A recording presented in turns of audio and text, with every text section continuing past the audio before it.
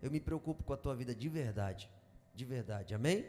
Então, Dani, fica à vontade em nome de Jesus. Boa noite, igreja. Tudo bem com vocês? Fechem os olhos um minuto comigo. Vamos pedir sabedoria para o Senhor. Pai, assim como Tiago fala, Senhor, Tu és o Pai das luzes, Senhor. Nós te pedimos, Senhor, que a Tua luz ilumine o nosso intelecto, a nossa mente, os nossos corpos, Senhor. Os nossos cérebros, Pai, para que nós entendamos a Tua verdade, Senhor. Nós subjugamos todo espírito, nós subjugamos todo conhecimento ao conhecimento da cruz, ao Teu Espírito, Senhor. Ministre aos nossos corações nessa noite, Pai, em nome de Jesus. Amém, irmãos? Abram comigo 2 Coríntios, capítulo 12, versículo 2, aliás. 1 Coríntios, capítulo 2, versículo 6, a partir do 6.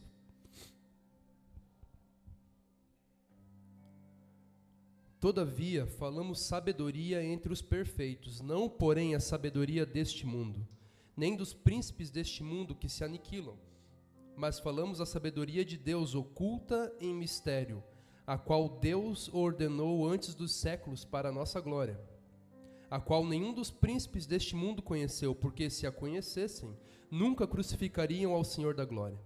Mas como está escrito, as coisas que o olho não viu e o ouvido não ouviu e não subiram ao coração do homem, são as que Deus preparou para os que o amam. Mas Deus não-las revelou pelo seu Espírito, porque o Espírito penetra todas as coisas, até mesmo as profundezas de Deus. Porque qual dos homens sabe as coisas do homem, senão o Espírito do homem que nele está? Assim também ninguém sabe as coisas de Deus, senão o Espírito de Deus.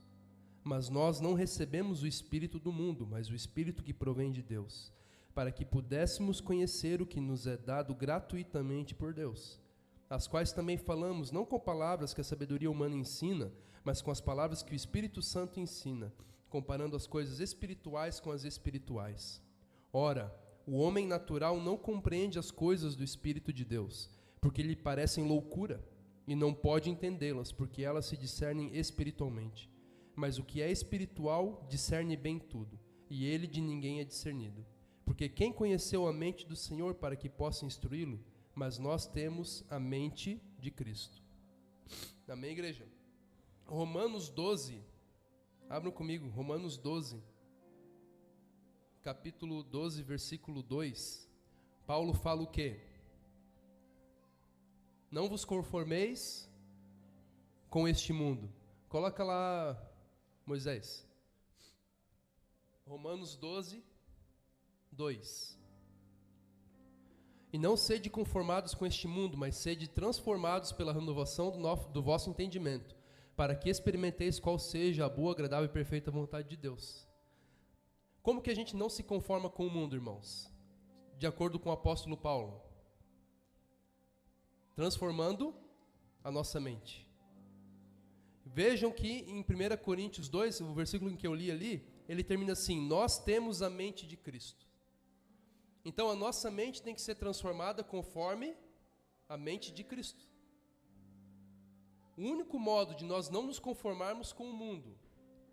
Vejam que existe, deixa lá, Moisés, por favor.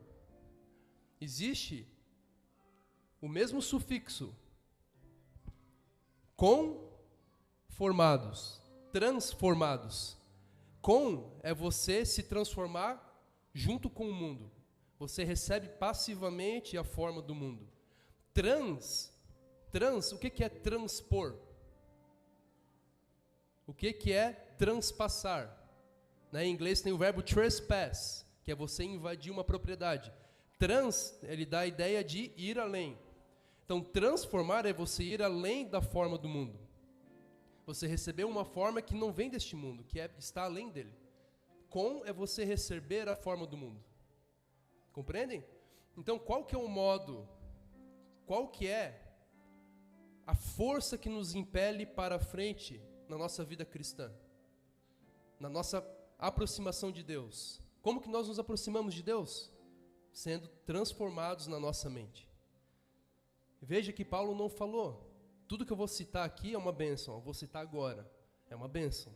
Mas não é o que Paulo falou que causa a transformação do entendimento, que causa a não conformação com o mundo. Por exemplo, ele falou assim: não vos conformeis com este mundo, mas pulai bastante na vigília. Não vos conformeis com este mundo, mas orai em línguas. Não vos conformeis com este mundo, mas profetizai. Ele falou isso? Não. Essas coisas são dons do Espírito, amém? Mas existe algo maior, que é a transformação da mente. O cerne, o centro, o coração da vida cristã é a transformação da mente. Compreendem? E quando nós transformamos a nossa mente de acordo com a mente de Cristo, como diz em 1 Romanos 2,6, nós podemos provar aquilo que o Espírito nos revela das profundezas de Deus. Amém? Depois nós vamos voltar para 1 Coríntios 2, depois de tudo que eu vou explicar aqui, a gente vai voltar para 1 Coríntios 2 para ter uma compreensão mais profunda. Toda essa pregação aqui, todo esse ensino é para você ter uma compreensão mais profunda de 1 Coríntios 2, onde ele fala que nem olho viu, nem ouvido ouviu, nem subiu ao coração do homem, aquilo que Deus tem preparado para aqueles que os amam. Amém? Coloca o primeiro slide lá, Moisés, por favor. Então, existe um grande engano na igreja. Não na igreja, mas o homem natural. O que Paulo fala ali? As coisas espirituais são discernidas espiritualmente. O que Jesus falou para Nicodemos? Lembra que Nicodemos pergunta? Como que eu faço para ver o reino de Deus? Jesus fala, para você ver o reino de Deus, para que você veja o reino de Deus, você precisa nascer da água e do Espírito. E ele fala, aquele que nasce, aquele que é o homem natural é natural, e aquele que é espiritual é espiritual. Ou seja, são categorias diferentes.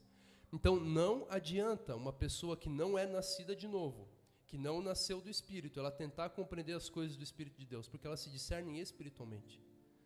Então, ou os seus olhos são abertos, ou você é nascido do Espírito, ou as coisas de Deus vão permanecer para sempre loucura para você. Por mais que você se esforce, você pode se esforçar, você pode querer, mas se o Espírito Santo, com a graça dele, não vier e abrir os teus olhos espirituais, você jamais vai entender o que é. Porque essas coisas se discernem espiritualmente. E um dos grandes enganos que existe dentro da igreja, aliás, são dois do qual eu vou falar aqui, e ambos denotam uma falta de compreensão das coisas espirituais. Um erro é você criar uma dicotomia, uma divisão, separar em dois, certo? Separar aquilo que é vida espiritual e aquilo que é manifestação do poder do Espírito e aquilo que é compreensão, entendimento, aquilo que é estudo, aquilo que é transformação da mente. Eu vejo que as pessoas, geralmente dentro da igreja, elas pensam que entender, que você trabalhar as coisas na tua mente, você buscar compreender alguma coisa, isso é a mesma coisa que você buscar um conhecimento vazio, que a Bíblia condena, as letras vãs, a vã sabedoria deste mundo. Então nós transitamos entre dois extremos, entre o extremo de ver o conhecimento como algo estéril e não buscá-lo, e o outro extremo de buscar a Deus na louca, buscando as experiências malucas com Deus, buscando milagres e sinais. Mas os dois extremos estão errados. Existe uma terceira opção. Uma terceira opção. Os dons são uma bênção, eles existem e eles fazem parte. O conhecimento vão deste mundo e a sabedoria deste mundo, nós devemos ficar longe dela, mas ela, nós podemos, pelo Espírito Santo, vivificá-la. Amém? Eu, por exemplo, eu estudo Aristóteles. Só que eu coloco Aristóteles numa perspectiva espiritual. Compreendem? Os gregos, quantas pessoas usaram Aristóteles para apoiar o seu ateísmo, por exemplo. Mas isso porque lhes falta inteligência, na verdade, né? Mas você pode fazer isso. Entendem? Então, existe uma terceira opção, que não é nem o conhecimento vazio, o conhecimento mundano e vão, o conhecimento dos teólogos, o conhecimento dos falsos teólogos, né? O conhecimento dos filósofos, né? Já viu? Eu falo daqueles teólogos que ficam discutindo coisas vãs, né? Que ficam colocando distinções vãs entre as coisas em vez de olhar para o objeto e deixar que ele lhe comunique a verdade. Existe algo entre esse conhecimento vão e entre vamos buscar Deus na louca, buscar sinais e não sei o que, ficar pulando no louvor. Compreendem? E qual que é essa opção? Qual que é essa alternativa? É o mundo do espírito. Mas se você não compreende que é o mundo do espírito, você nem sabe que essa terceira alternativa existe. O mundo do espírito, gente, ele é compreensão, entendimento, revelação. Ele não é você pode ter uma revelação profunda e não sentir nada no seu corpo, e não sentir vontade de pular, e não ter nenhum louvor tocando. Compreendem? Só que no profundo do teu ser, aquilo vai inaugurar uma mudança completa de vida. Você vai perceber que todos os teus pensamentos, compreensões, sentimentos, emoções vão estar em outro patamar. Parece que você se transformou, você virou outra pessoa. Geralmente as pessoas passam por isso pela experiência de vida. Quem aqui já tem um pouco mais de idade, se você tem 25 anos, você já sabe disso. Meu Deus, há 10 anos atrás, né, hoje eu faço coisas que há 10 anos atrás eu não fazia, ou eu faço de uma maneira totalmente diferente, porque a vida me mostrou como as coisas são diferentes. A vida transformou a minha mente, você percebe que a tua mente está diferente, no modo como reagir às coisas. Você tem outros parâmetros de ação, você enxerga coisas que antes você não enxergou. Então a experiência de vida faz isso. Mas existe algo que é muito mais intenso e profundo do que a experiência de vida. Por isso que o pastor pode, com 31 anos, ele pode aconselhar pessoas de 60, 70. Porque é algo muito mais profundo. A experiência de vida pesa, ela é valiosa, amém? Claro que é. Mas existe algo muito mais profundo, que é a experiência da transformação da mente. Uma pessoa que, com a intensidade, por exemplo, que o pastor faz, que se submete, né, submete a mente dele a ser transformada pelo Espírito, você vive 10 vidas em um ano, se o Espírito Santo assim permitir, e ele quiser transformar a tua mente. Então, quando a tua mente espiritual ela é transformada, não é que você teve um sentimento no culto e você quer reproduzi-lo. Não é que você passou um milagre, você recebeu um milagre de Deus, amém, recebeu, mas você fica tentando reproduzir aquilo, ou você teve um sonho, uma visão, e você tenta reproduzir aquilo. Não. Aquela revelação que o Espírito te deu ali, ela é permanente. Você não precisa fazer esforço para aquilo ficar com você. Aquilo se impõe para você, aquilo é uma verdade da qual você não consegue mais escapar. E você, não é que você fica buscando aquilo fica te perseguindo. E todos os teus pensamentos, ações, motivações, hábitos, rotinas, tudo muda. Entendem? O poder da transformação da mente. Então, o segundo engano, irmãos, é o engano de que, o que é o espírito? O homem natural, ele entende da seguinte maneira: tudo aquilo que eu não vejo com os meus olhos é espiritual. Compreendem? Eu senti um negócio aqui no meio do louvor, é espiritual. Você pode sentir, o Espírito Santo pode te dar emoções, não tem problema. Mas também tem muita emoção falsa. Existem igrejas inteiras, falsas igrejas inteiras, que durante o louvor aquilo lá é um carnaval. É só carne. É um carnaval mais comportado, mas é um carnaval. Pensando que estão louvando a Deus. Aqueles que adoram a Deus o adorarão em espírito e verdade, não somente com o corpo, embora o nosso corpo tenha que adorar a Deus também. Compreendem? Então, a pessoa com a mente carnal, ela pensa que tudo aquilo que ela não consegue enxergar é espírito. Por quê? Porque a atenção dela está centrada intensamente no mundo material concreto, no mundo físico. Porque ela é carnal, ela só consegue ter intuição, conhecimento direto, ela só tem contato com as coisas do mundo. Com cheiro, com gosto, com prazer, com sons, com imagens. Compreende? E, por exemplo, o computador está na minha frente agora, o Diogo está na minha frente agora, você está me vendo agora. Você vê que eu sou um ser existente, eu faço parte do teu mundo físico. E você vive 24 horas por dia assim. A tua atenção fica toda voltada para o mundo à tua volta, aquilo que está sensitivamente presente a você, através dos seus 5 sentidos. E quando eu falo mundo do espírito, tu pensa, meu, mundo do espírito é um negócio que eu não vejo. Compreendem? Você fica com o teu entendimento simplório, ele fica simplório demais. É que nem você falar que tudo aquilo que, sei lá, tudo aquilo que não é salgadinho, eu olhei salgadinho lá, não me ocorreu nenhum exemplo melhor. Tudo aquilo que, não, todos aqueles, todos os animais que não são quadrúpedes são voadores. Você fica entre quadrúpedes e voadores. Mas existem milhares de outros tipos de animais. Entende? Então o espírito é um negócio diferente. Você pensa por que a sua atenção está centrada demasiadamente no mundo físico, você está o tempo todo dependendo dos teus 5 sentidos para viver, e você ainda não penetrou no mundo do espírito. Quando alguém fala qualquer coisa que não está no teu mundo, que não está acessível aos teus 5 sentidos, você pensa que é espiritual. Portanto, né, como um exemplo que eu dou sempre nas aulas de filosofia, um anjo, ele não é espiritual. Ele não é espiritual no sentido pleno da palavra. Você pode até chamar, não tem problema, mas não é espiritual no sentido pleno da palavra.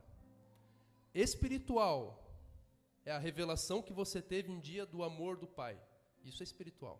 Aquela revelação que você teve que marcou o teu coração e o teu entendimento. Isso é espírito. Um ser espiritual, um anjo, ele tem algo que se chama matéria sutil. É uma espécie de matéria, só que diferente da nossa. Então existem níveis de existência diferentes. E nem tudo aquilo que nós não enxergamos é necessariamente espiritual. Aí a pessoa, uma emoção, você enxerga uma emoção? Um sentimento? Não, é invisível. Você sente, mas você não vê. Então, como tudo aquilo que eu não enxergo é espiritual, as minhas emoções são espirituais. As emoções feias, talvez a pessoa não vá confundir com o mundo do espírito. Mas as emoções bonitas, as emoções gostosas, ela vai confundir com o mundo espiritual, porque tudo aquilo que ela não enxerga é espiritual. Entende? Emoções, sentimentos, pensamentos, raciocínios. Aí o teólogo vai lá, o falso teólogo, ele vai lá na Bíblia, ele monta um raciocínio gigantesco, abstrato, lógico, matemático sobre a existência de Deus, e ele está convencido de que Deus é aquilo. Porque tudo aquilo que eu não enxergo é espiritual. Eu criei um conceito na minha cabeça aqui. Conceito é algo que não é visível, certo? É algo que você vê com o raciocínio. Portanto, isso aqui é espiritual. Mas está errado. Espiritual está além disso. Amém? Próximo slide lá, Moses, por favor.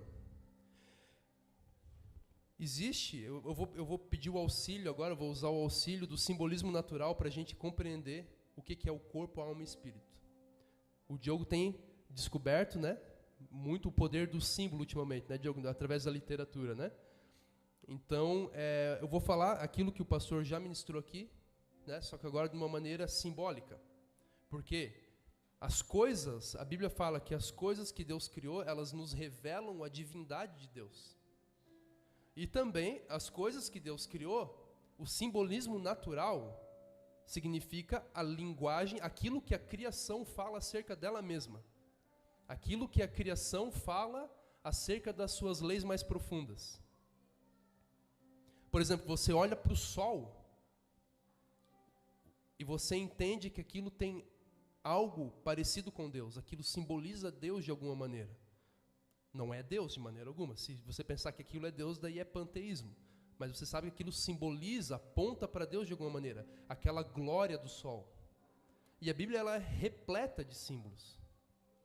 Porque a criação, ela revela a divindade de Deus, e a criação, ela também revela as leis mais profundas da própria criação.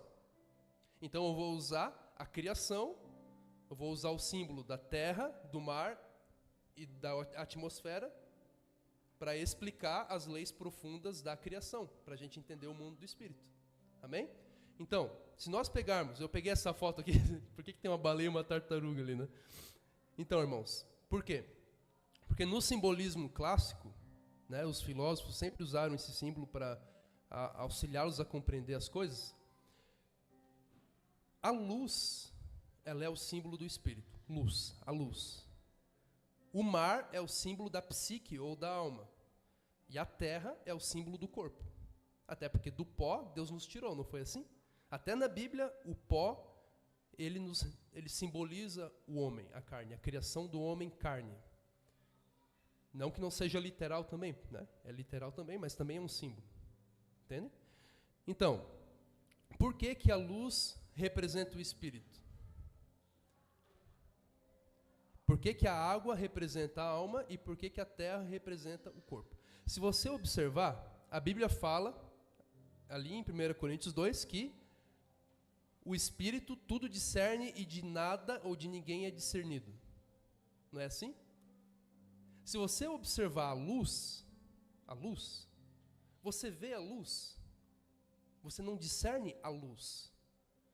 Você discerne um objeto através da luz. Por exemplo, você está vendo o Daniel aqui. Você está vendo a luz que está saindo dessa lâmpada, que está sendo difundida pelo espaço, irradiada pelo ar e batendo em mim? Você está vendo isso? Não está. Você está vendo o Daniel. Então você jamais vê a luz. Você vê algo através da luz. A luz é aquela que tudo discerne, mas ninguém é discernido. Entende? A luz, nesse momento, ela está discernindo o que é o Daniel fisicamente para você. Mas ela não pode ser discernida. Entende? Como ela está parecendo, ela tem isso se chama connaturalidade com o mundo do espírito, a luz. A alma, ela é a água, porque a água, ela toma a forma das coisas. A psique, a tua alma, sobretudo ela é passiva. Você sofre algo. Você sofreu, alguém te cortou no trânsito e você sente uma emoção. Você escolheu ter aquela emoção? Não escolheu, você sofreu aquilo. Alguém te dá alguma coisa e você fica alegre. Você não escolheu aquilo, você sentiu, você sofreu aquela emoção.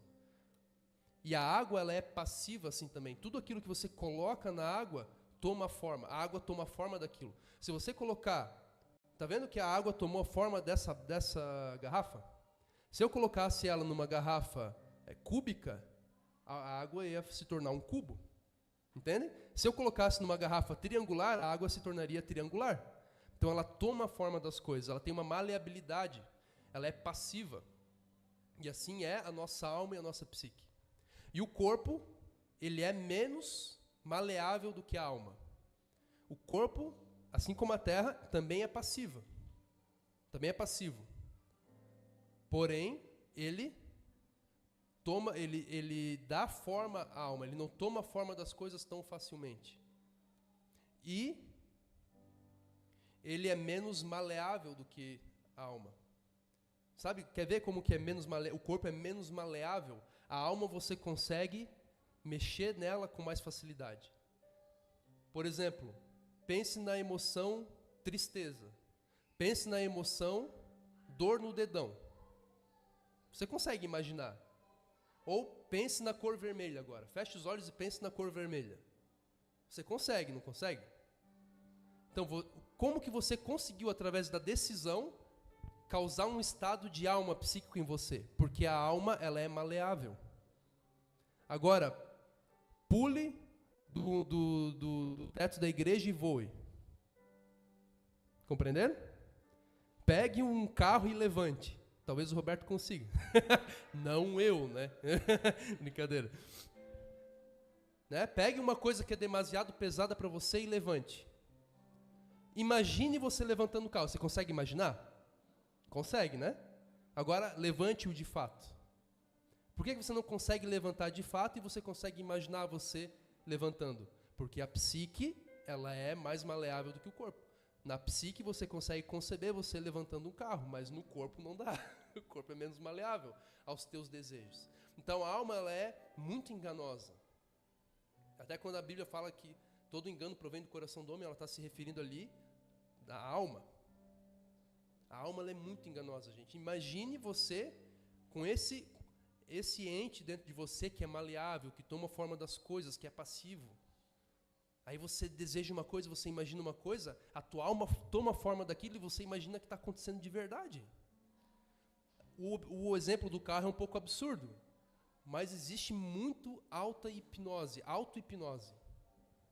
na nossa vida. A gente, através da nossa fantasia, da nossa imaginação, a gente pensa que algo verdadeiramente está acontecendo. Ou você imagina que alguém está falando mal de você pelas costas. Exemplo clássico de projeção, né? Uma pessoa rejeitada, que foi durante toda a vida rejeitada, aquilo deixou uma marca na alma dela. Aí uma pessoa na rua passa e não dá oi para ela. Ela pensa que aquela pessoa está rejeitando ela, quando a pessoa pode nem estar rejeitando ela de maneira alguma. Porque ela está projetando na outra pessoa a sua emoção. Aquilo não está acontecendo de fato. Aquilo está na alma dela, é uma ilusão, um fantasma da sua própria alma. Então a alma, ela é o lugar natural das ilusões. A alma é bênção, Deus criou nossa alma também, porém ela tem que ser devidamente usada e ela tem que ser subjugada ao Espírito. Amém? Pode passar a próxima, Moses. Então vocês percebam, agora eu quero trazer o entendimento de vocês para a relação muito próxima que existe entre o ato de visão e a luz. E a gente viu que a luz é o quê? O Espírito. Então existe uma relação muito próxima entre o ato de ver e o Espírito. Tá? Jesus fala, os olhos são a lâmpada do corpo. Portanto, se os teus olhos forem bons, teu corpo será cheio de luz, ou pleno de luz. Está vendo a relação que existe entre olhos e luz? Jesus falou, se o teu olho for bom, todo o teu corpo será cheio de luz. Então eu só trouxe esse versículo para vocês verem, é só um exemplo bem breve de como existe, até mesmo na Bíblia, né, um parentesco muito próximo entre o ato de ver e a luz. E a luz é o Espírito, o ato de ver e o Espírito. Pode passar, Moses. O ato de ver é inseparável do ato de saber que se vê. O ato de ver é inseparável no ser humano. Agora a gente vai começar a entrar no mundo do Espírito. No ser humano, o ato de ver é inseparável do ato de saber que vê.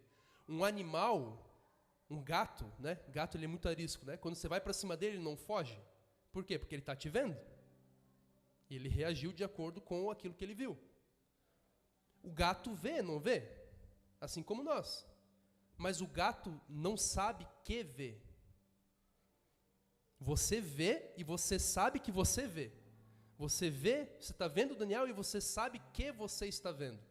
Você sabe que tem uma realidade dentro de você, alguma coisa que está me vendo, que está recebendo a minha imagem. O gato não sabe disso. Nenhum animal sabe disso. Ele simplesmente reage ao estímulo do mundo exterior. Mas ele não sabe que ele vê. Então, quando você vê algo, isso é a experiência mais profunda, mais caracteristicamente humana. O ser humano olha algo. Quando você era pequenininho, você teve essa impressão. Tenha certeza que você teve essa experiência, mas a gente esquece. Você viu, parou e olhou para algo e você percebeu, cara, eu existo. Vocês não se reconhecem nessa experiência? Você para assim, meu, cara, eu existo. Por quê? Porque quando você vê algo, quando você está olhando algo do mundo exterior, você percebe que você está vendo aquilo. E quando você percebe que você está vendo aquilo, você percebe que você existe. E quando você percebe que você existe, você percebe que o mundo existe. E que as coisas existem de uma determinada maneira. Aí você entrou no mundo humano propriamente. Você não é mais um animal. Por isso que diferencia o ser humano de todos os animais. Próximo. Existe um fenômeno chamado refração, certo? Lembra que eu falei que a luz, ela é o espírito e a água é a alma, né? Na verdade, esse slide está no lugar errado, tá? Mas é um parênteses, né? Voltando àquilo que eu falei antes. A luz, ela vem do céu. Ela vem a 396 mil quilômetros por segundo. Essa é a velocidade da luz. Ela vem no ar, na atmosfera. Ela tem essa velocidade. Não, aliás, no vácuo, né? No ar, na atmosfera terrestre, ela sofre uma leve desaceleração. Quando ela entra na água, ela se desacelera mais ainda. Entendem? Por que que o cabo de cobre, ele esquenta quando passa energia ali? Porque é a fricção dos elétrons da corrente magnética com o cabo de luz. Enfim, não vou entrar nisso agora. Porém, quando a luz vem do céu, ela está numa velocidade. Quando ela entra na água, ela encontra resistência maior do que no céu. Aí ela se desacelera. Aí cria aquele fenômeno da refração. Vocês já viram isso? Que você coloca um negócio na água assim e parece que o negócio está torto? Por quê? Porque é a refração. Aqui fora, a luz que está refletindo, batendo no lápis e vindo para o seu olho, ela está numa velocidade. E aqui ela está em outra velocidade. Ela está mais lenta. E assim é a psique e o espírito. O conteúdo espiritual que nós compreendemos, ele tem uma reverberação, ele tem um eco na nossa mente, na nossa alma. Mas quando ele vem para a nossa alma, ele sofre uma desaceleração, ele muda, ele é distorcido. Então existe, quando você vem no culto, quando Deus te dá uma revelação, você pode sentir emoções, você pode sentir sentimentos na alma e no corpo. Porém, saiba que aquilo ali é uma desaceleração da luz do Espírito. A luz do Espírito que você está sentindo ali é algo que está distorcido, naturalmente distorcido. Compreendem? O mundo espiritual não é aquilo. Amém? Próximo. Então, só para vocês compreenderem, existe uma zona de intersecção entre o corpo, a alma e o espírito. Já estudaram teoria dos conjuntos na escola? Existe o corpo, alma e espírito. Certo? Essa região aqui é a intersecção da alma e do espírito. Existe uma região em que aquilo que é do espírito reverbera na alma e aquilo que é da alma reverbera no espírito. Por isso que se você estiver irado, por exemplo, você não consegue entrar na presença de Deus. Por quê? Porque a tua alma, existe uma zona de intersecção entre a tua alma e teu espírito, e a tua alma está bloqueando o teu espírito de ser ativo, de ser ativado. Entende? Existe uma zona de intersecção entre alma e corpo, certo? Por exemplo, você sente medo, né, e dá um frio na barriga. Esse frio na barriga, como que pode um pensamento teu te causar frio na barriga? Um pensamento é um negócio imaterial. A barriga é um negócio físico. Como que pode algo imaterial agir sobre algo material? É porque existe essa zona de intersecção entre alma e corpo. E existe uma zona de intersecção entre corpo e espírito também. Se os teus desejos carnais, né, do corpo, ou se, por exemplo, se você comer muito açúcar, glicose, encher muito a pança, tu não vai ter revelação do espírito coisa nenhuma. Porque tu comeu tanto, tu vai ficar, assim, o teu espírito vai ficar sufocado por aquilo. Por quê? Porque existe uma zona de intersecção entre o teu corpo e o teu espírito. Isso que é o ser humano, isso que significa o ser humano ser uma unidade de corpo, alma e espírito, uma unidade vivente das três coisas. Entenderam? E existe uma zona de intersecção entre corpo, alma e espírito. Os três aqui, esse pequenininho aqui no meio, ó. Entre os três. Aquilo que está no teu corpo pode reverberar para a tua alma e para o teu espírito. Aquilo que está no teu espírito pode reverberar no teu corpo e na tua alma. Aquilo que está na tua alma pode passar pelo espírito, depois voltar para o corpo. É um negócio louco. Por isso que a gente precisa de discernimento espiritual para conhecer as coisas. E para nos conhecer. E para saber aquilo que está acontecendo conosco mesmos. A Luziane me perguntou, Dani, sonhar com o demônio, né? Sonhar com o demônio é uma revelação, né? Você perguntou para mim, né? Se vem de Deus, né? Se é sobrenatural, né? Eu falei para ela, no culto você vai entender. Então pode, assim, você sonhou com o demônio. O sonho, gente, ele está no âmbito da psique, do corpo. Um gato também sonha. Nunca viram um cachorro, um gato sonhar? Fica assim. Já viram? Um animal também sonha. É um fenômeno psíquico. Agora, como que você vai saber que se aquele fenômeno psíquico, ele tem uma realidade espiritual também? Se ele está só na alma, ou se ele já está na zona de intersecção entre o espírito e a alma? É somente através do Espírito que você pode saber isso. O que diz ali em 1 Romanos? Não, em 1 Romanos. Em 1 Coríntios, Paulo diz o quê? Que assim como o Espírito do homem sonda as profundezas do homem, o Espírito de Deus sonda as profundezas de Deus. Então, para você conhecer as tuas profundezas, aquilo que está acontecendo com você, é só através do Espírito. Assim como conhecer a Deus é só através do Espírito.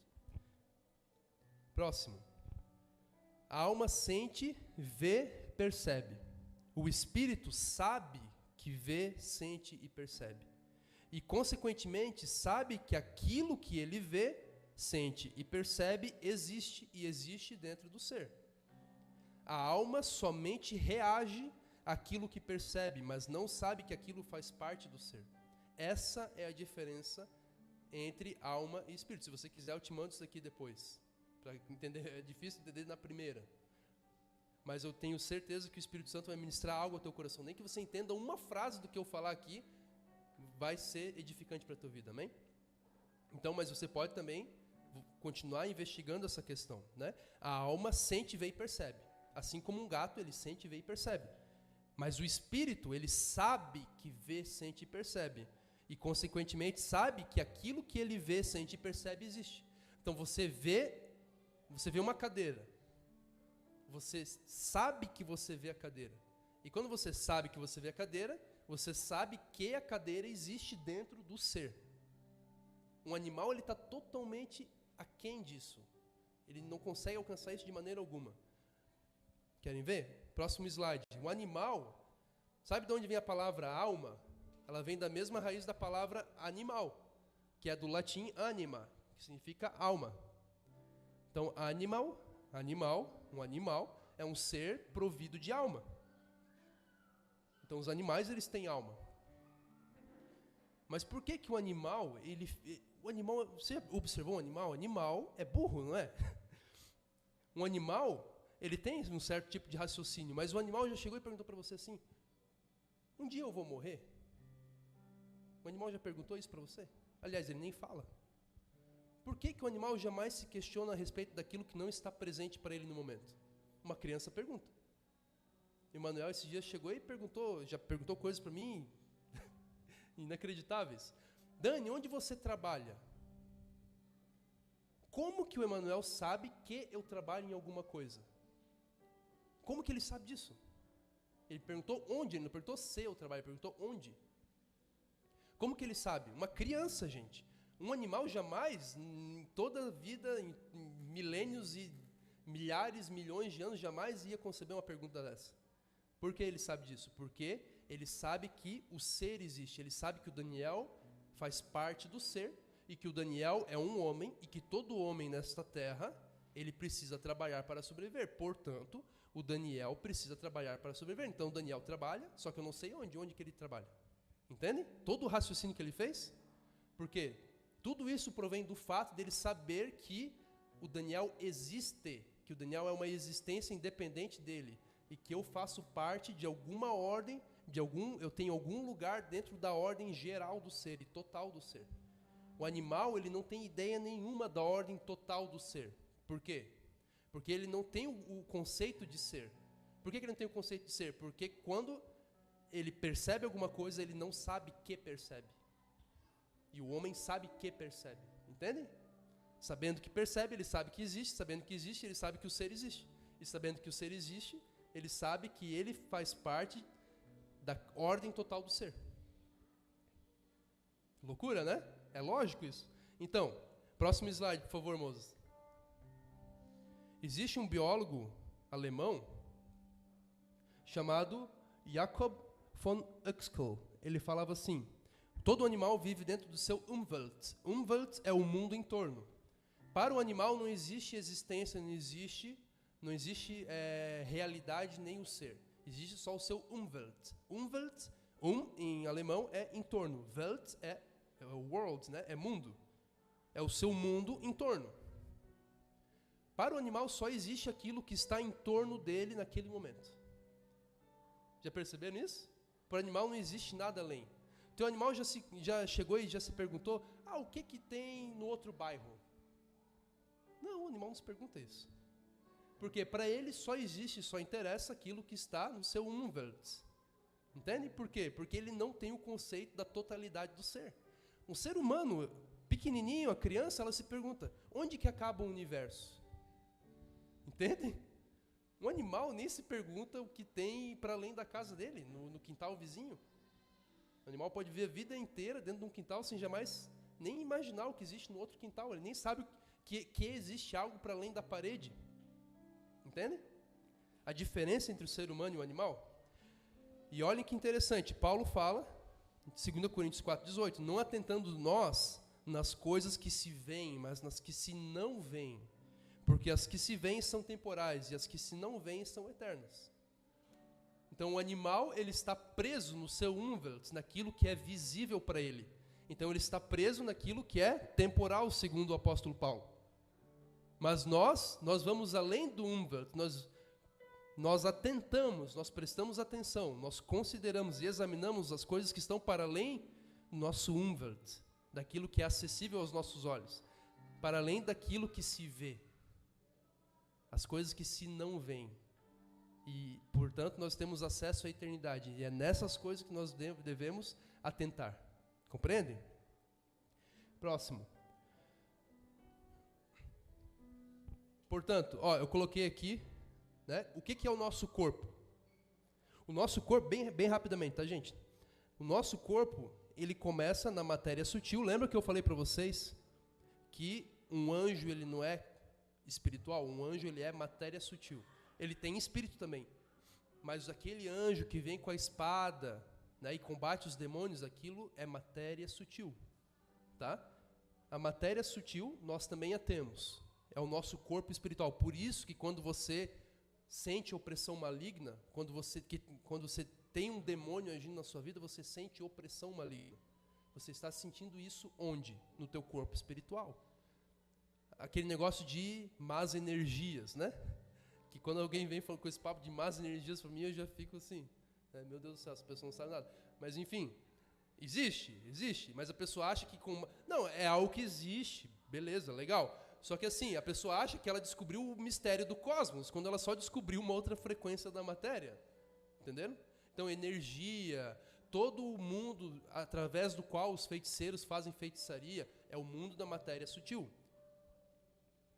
Qual lei no universo faz com que um boneco de voodoo, e o voodoo funciona, o boneco de voodoo, quando você espeta ele, a pessoa sofre alguma coisa? Como é que pode? O feiticeiro foi lá, fez umas danças lá para o negócio, sei lá, fez um ritual, e o negócio passou a corresponder à pessoa. Como é que acontece isso? Porque no mundo da matéria sutil, existe uma ligação entre o boneco e a pessoa. No mundo da matéria real, da matéria não sutil, para você fazer a pessoa tomar uma facada, você tem que ir lá e dar uma facada nela. Mas por que você consegue dar uma facada nela? Porque as leis do mundo físico permitem que você, né, brandindo uma espada, você penetre a carne do outro ser humano. Mas assim como tem leis que no mundo da matéria normal permitem que você ataque alguém com uma espada, no mundo da matéria sutil tem outras leis que nós não conhecemos, ou que os feiticeiros conhecem pelo menos, e que muitos irmãos da igreja também conhecem, né? Irmãos que têm revelação disso, que sabem de batalha espiritual. Tem diversas, as leis da maldição, das maldições, por exemplo. São leis que vêm de Deus, é Deus que promulgou, claro que é, porém, Deus colocou essas leis onde? Na matéria sutil. Quando Deus falou, serão malditos até a 3ª e 4ª geração, é algo que Deus fez existir no mundo da matéria sutil. É uma lei que Deus estabeleceu no mundo da matéria sutil. Isso não é mundo espiritual. Você pode até chamar de espiritual, mas você percebe que não tem nada a ver com o mundo da revelação espiritual? De você transformar a sua mente? É outro mundo, é um mundo material ainda. Compreende? Aí existe o mundo da matéria-prima. Então você é feito de matéria sutil, que é o teu corpo espiritual, onde você sente aquelas energias, aqueles negócios. Você é composto de matéria-prima, que eu não vou entrar em detalhes agora, que é a matéria sem nenhuma forma. Existe a matéria assinalada pela quantidade, que são os elétrons, prótons, os nêutrons, né, o núcleo do átomo. Existe a matéria, os elementos químicos, né? Por exemplo, o elemento químico que mais compõe o ser humano é o carbono. Interessante que o carbono é o número 6 na tabela periódica, né? E Deus fala que o número do homem é 666. E o carbono é a base da carne do homem, né? E por que ele é o número 6? Não é arbitrário, é porque ele tem 6 elétrons na última camada.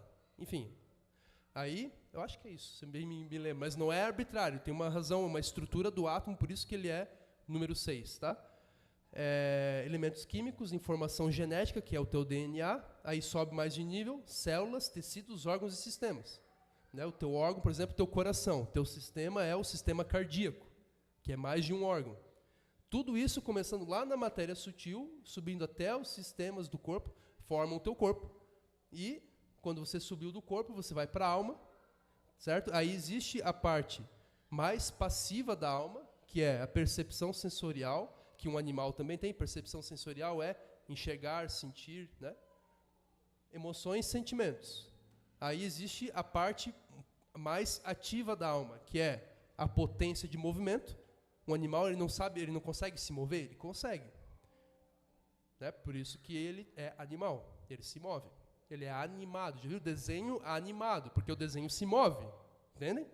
Então, capacidade de movimento é uma capacidade da alma. Os desejos, me deu um desejo agora de comer chocolate. Está na sua alma, e o raciocínio também está na alma. É algo que a tua alma maquina. E existe, por último, a fantasia, imaginação e memória. A fantasia, aliás, né? Aristóteles chamava imaginação e memória como a mesma coisa, ele chamava elas de fantasia, são a mesma coisa. A gente imagina, tá? Quando a pessoa é carnal, ela pensa que o raciocínio e a imaginação ou fantasia são o mundo espiritual. Porque é a parte mais elevada da alma, ou até os sentimentos mais altos, né? A pessoa imagina, olha como acontece, a pessoa imagina algo através da fantasia dela, e aquilo lhe traz um sentimento ou uma emoção, que está um pouco mais abaixo da fantasia. E ela imagina que porque ela imaginou aquilo e sentiu tal emoção por causa daquilo que ela imaginou, ela pensa que aquilo que ela imaginou é real. Como, por exemplo, acontece direto, a pessoa imaginar que a presença do Espírito Santo está tomando lugar, e não está. Ela imaginou algo e aquilo acendeu uma emoção nela, um estado psíquico, que a hipnotizou. Mas não é Espírito Santo coisa nenhuma. Ou é demônio, ou é a própria alma dela. Entendem? E, por último, aí existe corpo e alma. Passa o próximo, por favor, Moses. Aí existe o espírito, né? O espírito, então, na sua parte mais passiva, é intuição e intelecção. Você inteligiu, você intuiu. Quando você fala assim, tive uma revelação, cara, sobre tal versículo. Essa palavra revelação, no vocabulário filosófico, se chama intuição. Ou intelecção. Entende? Então, quando você tem a revelação, é intuição e intelecção, não é outra coisa. Então, é quando você recebe algo do mundo do Espírito. Quando você recebe algo do mundo do Espírito, quando o ser, até botei aqui, quando o ser traz algo para o teu eu, então é intelecção ou intuição. Não vou entrar agora na diferença entre os dois. E quando você, através do seu espírito, faz algo para o ser, ou traz algo à existência, então é chamado vontade. E a vontade, ela é movida pela intuição e intelecção. Você só tem vontade de fazer as coisas porque você enxergou um valor espiritual que você quer reproduzir no mundo. Porque você teve uma intuição ou uma intelecção, uma revelação sobre uma verdade, sobre um princípio, sobre algo que é belo, ou sobre o bem que você pode fazer para outra pessoa. Não, cara, eu quero viver para ajudar as pessoas. Isso está na sua vontade, porque você percebeu, intuiu o princípio do amor e do bem. Então você pode agora ter a vontade de fazer o bem e viver o amor. Mas se você não intuiu o que é o amor, o que é a paz, o que é o bem, com o Espírito, então você não vai ter a vontade, você vai ter só desejo, você vai estar na alma. O correspondente da vontade na alma é o desejo. Por isso que muitas vezes você tenta fazer o bem, você tenta fazer a obra de Deus e você não consegue, porque está na sua alma, é desejo. E por que está só na sua alma? Por que é só desejo ainda e não é vontade? Porque você não observou pela intuição do teu espírito, porque Deus não te revelou ainda. Entende? Então, lembra que eu falei? O ato de ver é inseparável do ato de saber que se vê. E o ato de intuir, de você ter uma revelação espiritual, é inseparável do ato de saber que se intui. Então, quando você tem uma revelação espiritual, você sabe que você está tendo uma intuição espiritual, que você está tendo uma revelação espiritual. Enfim, perceba, agora eu vou entrar para finalizar. O que é o eu? O eu, gente, está acima do espírito ainda. Quando Deus se revelou a Moisés, ele falou assim, eu sou o Espírito. Ele falou assim. O que Deus falou para Moisés quando ele se revelou? Eu sou o grande Espírito. Não, Deus não falou assim. Ele falou, eu sou o que sou. Eu sou aquele que é. Eu sou o eu sou. A revelação mais elevada de Deus é o eu. O eu dele. Então, quando Deus se revela a Moisés, ele fala, eu sou o eu sou. E como que você percebe o que é o eu? Agora vamos esquecer o eu de Deus, o teu eu. Sabe como existe uma meditação bem antiga na filosofia, que inclusive tem até na cultura hindu, antes do paganismo invadir aquilo, né? Que era o seguinte, você pegava e se perguntava, tá? Vou fazer com vocês. Por exemplo, os teus pensamentos. Pensa assim, os meus pensamentos. Os meus, olha esse advérbio aqui, de posse, meus. Certo? Meu significa aquilo que pertence a mim. Meu não é eu, é meu. É algo que pertence a mim. Meus pensamentos, se algo pertence a você, são os meus pensamentos, eles não são eu. Aquilo que é meu pensamento não é eu. Compreende? Você consegue perceber a diferença que tem entre um pensamento que você tem e aquele que está pensando? Você tem uma emoção, eu tive tal emoção. Você é a sua emoção? Não. Você é aquele que está sentindo aquela emoção. Você toma uma decisão. Você é aquela decisão? Não. Você é aquele que tomou aquela decisão. Você tem um desejo. Você é aquele desejo? Não. Você é aquele que sentiu aquele desejo. Então percebam que por trás dos desejos, dos pensamentos, de tudo, das intuições, das decisões, existe algo que decide, algo que deseja, ou alguém que deseja, alguém que tem emoções e alguém que tem intuições. Esse alguém é o eu. Só que o eu você jamais vê. Assim como a luz, você jamais vê o eu. Você só vê os resultados do eu. Que é a decisão, é o desejo. Compreendem? Então, o eu é aquilo do qual tudo parte. O Espírito, ele está fundamentado no eu, assim como o Espírito de Deus está fundamentado no eu de Deus. Ficou claro? Vamos voltar agora para 1 Coríntios 2 para encerrar? Coloca lá, Moisés, por favor.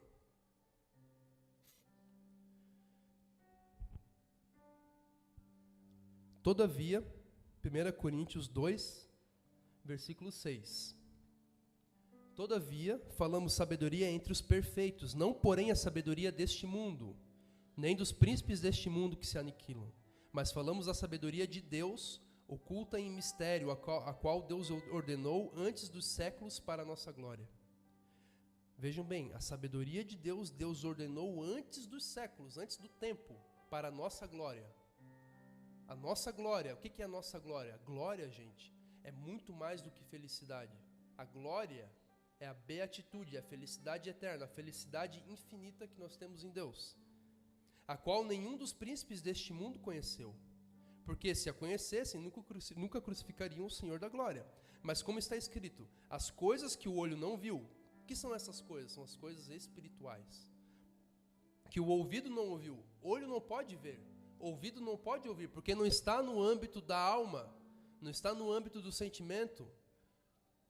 Por exemplo, o teu olho pode ver e o teu ouvido pode ouvir o louvor aqui em cima, que é bênção, claro que é bênção. Porém, aquilo ali não são as coisas eternas de Deus ainda. Aquilo pode te ligar às coisas eternas, mas aquilo não é o que é eterno. As coisas que o olho não viu, que o ouvido não viu, não subiram ao coração do homem, são as coisas que Deus preparou para os que o amam. Coração do homem aqui significa o pensamento, jamais passou pelo pensamento do homem. O homem nenhum raciocinou jamais acerca disso, porque não está no raciocínio, não está no pensamento. mas Deus nos revelou pelo seu Espírito, porque o Espírito penetra todas as coisas, ainda as profundezas de Deus. Essas coisas estão onde, então? Estão nas profundezas de Deus. E você chega a elas como? Através do Espírito de Deus, que vai se comunicar com o quê? Com o teu Espírito. Compreende? Porque qual dos homens sabe as coisas do homem, senão o Espírito do homem que nele está? Então é o teu Espírito que sonda todas as coisas dentro de você. Assim também ninguém sabe as coisas de Deus, senão o Espírito de Deus. Mas nós não recebemos o Espírito do mundo, mas o Espírito que provém de Deus, para que pudéssemos conhecer o que nos é dado gratuitamente por Deus, as quais também falamos, não com palavras que a sabedoria humana ensina, mas com as palavras que o Espírito Santo ensina, comparando as coisas espirituais com as coisas espirituais. Ora, o homem natural, o homem que não nasceu de novo ainda, o homem que não nasceu da água e do Espírito, o homem que ainda não sacrificou a sua vida na cruz, o homem que ainda não vem todo dia para a igreja, não que você precise, não precisa, tá? Mas né, o modo de certas pessoas morrerem para si mesmo é vir todo dia para a igreja, que é o meu modo. Deus pediu para eu fazer isso. Deus pode pedir outra coisa para você, mas a pessoa ainda não entregou toda a sua vida na cruz. Ela não sacrificou a sua carne ainda. Ela é homem natural, ela jamais vai entender as coisas que Deus ordenou desde todos os séculos para a nossa glória. Você jamais vai entrar na tua herança eterna. Você vai ficar com o prato de lentilha, você vai ficar com a tua herança na terra, você vai ficar com o tesouro que a traça e a ferrugem corrói. Entende? As quais também falamos, não com palavras que a sabedoria humana ensina, mas com as que o Espírito Santo ensina, comparando as coisas espirituais com as espirituais. Ora, o homem natural não compreende as coisas do Espírito de Deus, porque lhe parecem loucura. Loucura. E loucura, essa loucura aqui não é somente, irmãos, a gente ficar dando pirueta aqui. Não é disso aqui. A loucura é você, por exemplo, deixar a sua esposa em casa, precisando de atenção tua, para ficar aconselhando pessoas até de madrugada, como o pastor faz. Isso é loucura. E por que ele faz? Porque ele é bonzinho? Porque ele é trouxa, digamos assim? Porque ele não quer ficar em casa com a mulher dele? Não é por isso. É porque ele compreendeu algo no Espírito de Deus, que é o princípio do amor, de amar as pessoas. Transformou a mente dele foi transformada. Então, o homem natural não compreende as coisas do Espírito de Deus, porque lhe parecem loucura, e não pode entendê-las, porque elas se discernem espiritualmente. Vocês percebem que não tem esperança alguma para quem é carnal de entrar no reino de Deus. Você pode ganhar muito dinheiro, você pode ter muita fama, você pode ter tudo nessa vida. Amém? Tenha, não tem problema, se você não colocar como teu Deus. Mas busque o reino de Deus antes de todas as coisas, que é o reino do Espírito. Dani, o que é o reino do Espírito? O reino do Espírito é tu parar numa mesa, sentar olhando para a parede e ser transbordado por uma revelação que Deus vai te dar acerca de qualquer coisa. Acerca do que é o amor dele. Acerca do que é a paz. Ele vai trazer aquela realidade para o teu coração viva. O que é a alegria no Espírito Santo? Ele vai te trazer viva. E isso é o reino de Deus, gente. Essa é a essência do reino de Deus. O reino de Deus compõe outras coisas também. Comporta outras coisas. Comporta a tua empresa prosperar, claro, isso também. Mas a essência, a gente tem que diferenciar o que é a essência.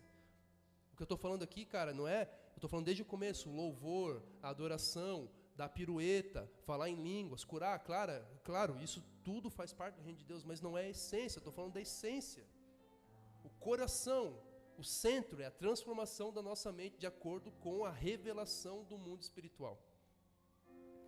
Mas o que é espiritual discerne bem tudo, e ele de ninguém é discernido.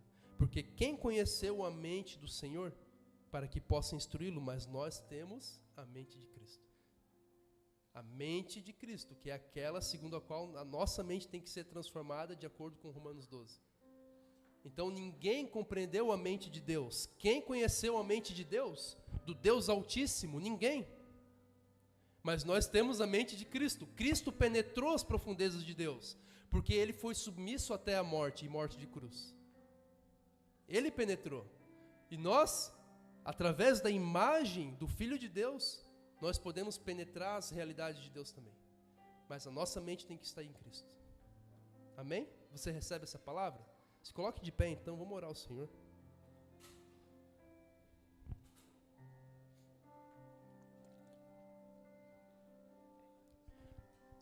Pai, nós te agradecemos pelas palavras de vida, Senhor, que verteram hoje, Pai, através da Tua graça, Senhor, não de mim, mas da Tua graça, Senhor.